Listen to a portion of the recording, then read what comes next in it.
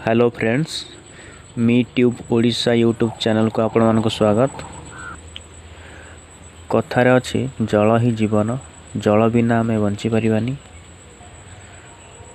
तेणु जेते शुद्ध जल सेते आम देह पई हितकारक। तेणु जो जल आम नितिदिन पीऊचे ताहा शुद्ध कि नुहे मु आज ये वीडियो रे कहिबी। तेणु आमे नित्य व्यवहार करुथिबा पीवा पानी शुद्ध कि नुहे किपरि जानिबे आज मु ए वीडियो रे आपण मानकु देखैबी। सेथि पई आपणक पाखरे एही टीडीएस मीटर टी थिबा आवश्यक।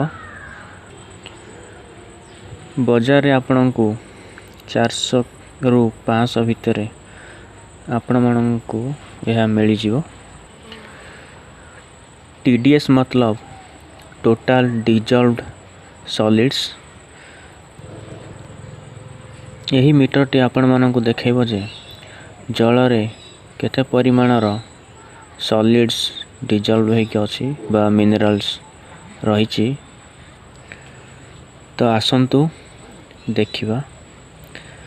यार तीनोटी बटन देइछि, गोटे ऑन ऑफ आ गोटे टेम्परेचर आ गोटे होल्ड। मु प्रथमे ऑन करूची। एही मीटर टी मुख्यतः 0 रु 999 पर्यंत रीडिंग देखै थाए। जदि 100 रु 300 पीपीएम रीडिंग शो हुए तो ताहा पीवा उपयोगी बोली कहिबा। पीपीएम मतलब पार्टिकल्स पर मिलियन। तो आसंतु मु आम ट्यूबवेल पानी की टेस्ट करूची।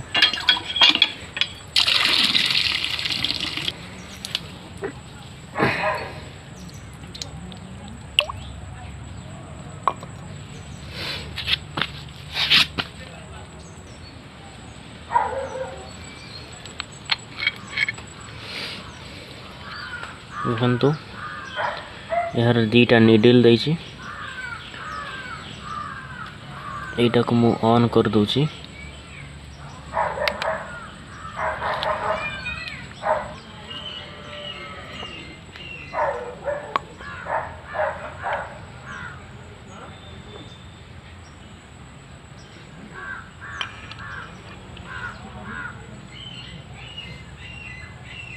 देखंतु 134 पीपीएम शो करुछि। या मतलब पीवा पानी उपयोगी। जदि 100 तलू को पीपीएम शो कला ताहा सेते उपयोगी नुहे। 100 रु 300 पीपीएम रहिबाटा भल।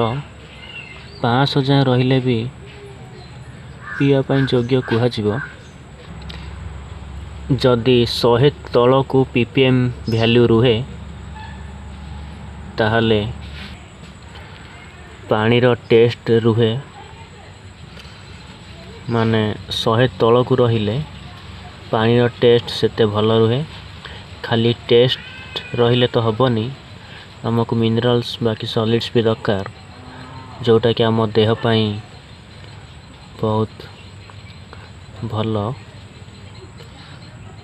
आ मझी स्विचटा जो अच्छी टेम्परेचर सेटा मु देखुची।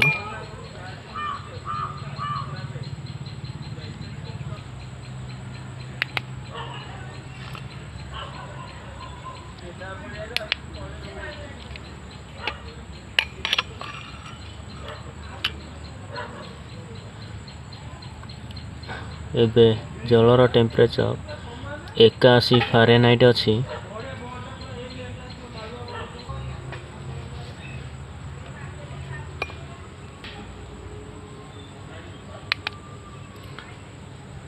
आउ थरे मु देखै दउची। ऑन करली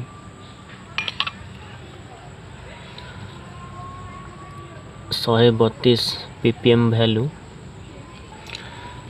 तो आपण माने एई मीटरटी ऑनलाइन भी परचेस करि परिबे। 100 रु 500 भितर विभिन्न प्रकार TDS मीटर आपण मानक मिली जिवो, जोटा कि आपण निज घरर पीवा पानी शुद्ध केते ताहा टेस्ट करि परिबे। तो आज पाई एतिकी। जदि ये वीडियोटी आपण मानकु पसंद आसी थाए तेबे लाइक सब्सक्राइब और शेयर करने को भूलिबेनी। तो आज पाई एतिकी, पुणी देखा हबो नेक्स्ट किछि नुआ वीडियो रे। तो टिल देन बाय बाय।